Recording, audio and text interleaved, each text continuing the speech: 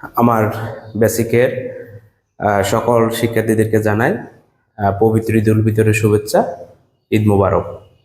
আজ আমরা ইংলিশের মহারাজা, একজন মহারাজা আছে, তার নাম হচ্ছে টেন্স।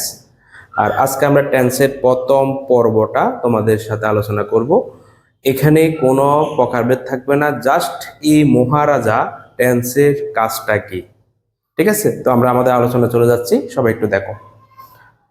পর্ব 1, মহারাজা, নাম হচ্ছে টেন্স। মহারাজা টেন্সের কাজ কি, মানে ও কি কাজ করে, ওর কর্মটা কি? উত্তর লিখছি ভার্ব নিয়ে কাজ করে, ঠিক আছে? আমাদের পাঠ্যপুস্তকে অন্যভাবে সংজ্ঞা দেওয়া আছে, আমার হচ্ছে বাস্তব ভিত্তিক যে মূল যে কথাটা সেটা নিয়ে আমি কাজ করতেছি। কোন কোন ভার্ব নিয়ে সে কাজ করে? আমি এখানে লিখলাম অক্সিলারি ভার্ব ও মূল ভার্ব, মানে মেন ভার্ব নিয়ে সে কাজ করে। ব্যাখ্যা কি, এটা প্রমাণ কি? কারণ আমাদের বই পুস্তকে লেখা থাকে ক্রিয়ার কাল বা সময়কে টেন্স বলে, এটা আরেকটা সাইড। কিন্তু আমার আলোচনাটা তাদেরকে এটা প্রয়োগটা কোথায় হয়, কোন জায়গায় এটার প্রকাশটা হয় সেটা তুলে ধরা। এখন বলছে ব্যাখ্যা কি। আমি এখানে লিখলাম সাবজেক্ট, সাবজেক্টে লিখলাম কি সিঙ্গুলার, এস মানে সিঙ্গুলার, পি মানে প্লুরাল, ভার্ব লিখলাম অক্সিলারি ভার্ব, মেন ভার্ব। এখানে আমি লাস্টে দেখলাম অবজেক্ট আছে, অবজেক্ট একরকম, এক্সটেনশনও আরেক রকম, কমপ্লিমেন্ট আরেক রকম। এই জন্য আমি এখানে স্পেসিফিক একজনের নাম না দিয়ে আমি 3টা নাম দিলাম। এগুলা কি, কেন, এগুলো আমাদের পরবর্তী ভিডিওগুলোতে থাকবে।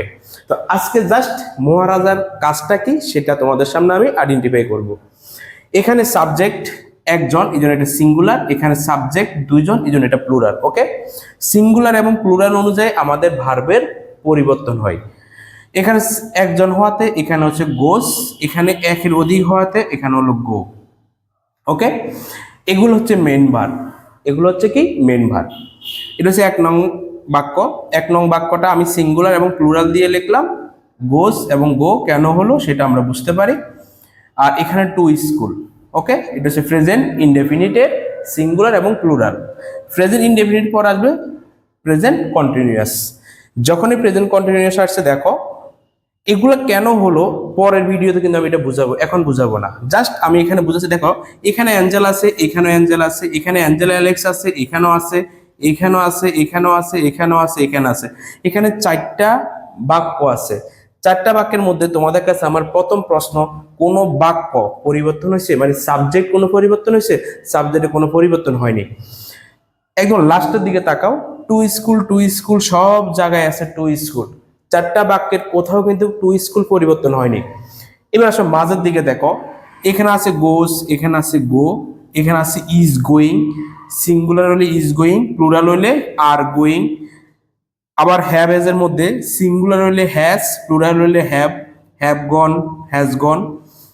তারপর আছে 4 নাম্বার যেটা, সেটা আছে has been going, have been going. কেন, কি কারণে, এটা আমরা পরে ধাপে আসব। এখন শুধু এতটুকু আমার প্রশ্নের সাথে, কথার সাথে, উত্তরের সাথে মিল আছে কিনা দেখো। টেন্স, মহারাজা টেন্সের কাজ কি?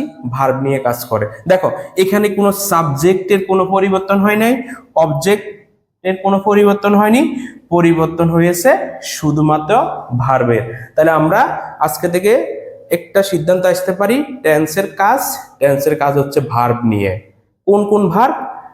মেন ভার্ব এবং সাথে মেন ভার্ব সাথে আসবে অক্সিলারি ভার্ব। এই জন্য বলছি কোন কোন ভার্ব নিয়ে সে কাজ করে, অক্সিলারি ভার্ব, মেন ভার্ব। আশা করি আমরা বুঝতে পারছি। আজকে পর্ব 1, টেন্সের মূল কাজ কি? টেন্সের মূল কাজ ভার্ব নিয়ে। কোন কোন ভার্ব নিয়ে কাজ করে? অক্সিলারি ভার্ব এবং মেন ভার্ব। তার সাবজেক্টও পরিবর্তন হবে না, অবজেক্টও পরিবর্তন হবে না, শুধু মাঝখানে ভার্বের পরিবর্তন হবে। এটাই হচ্ছে টেন্স। আমরা পরবর্তী ভিডিওতে আসবো টেন্সের সন্তান কয়টি, প্রত্যেক সন্তানের গড়ে আবার কয়টা করে সন্তান আসছে, এই সন্তানগুলোর কাজ কি, কে কিভাবে কাজ করে, পুরো টেন্সটা আমি তোমাদেরকে একদম মুখস্থ ছাড়া শিখাই দেব। শুধু কনসেপ্টগুলো ক্লিয়ার রাখতে হবে। ধন্যবাদ সবাইকে। আবারও ঈদের শুভেচ্ছা জানিয়ে ক্লাসটা আমি এখানে শেষ করতেছি। ওকে, সবাই ভালো থাকবে, সুস্থ থাকবে।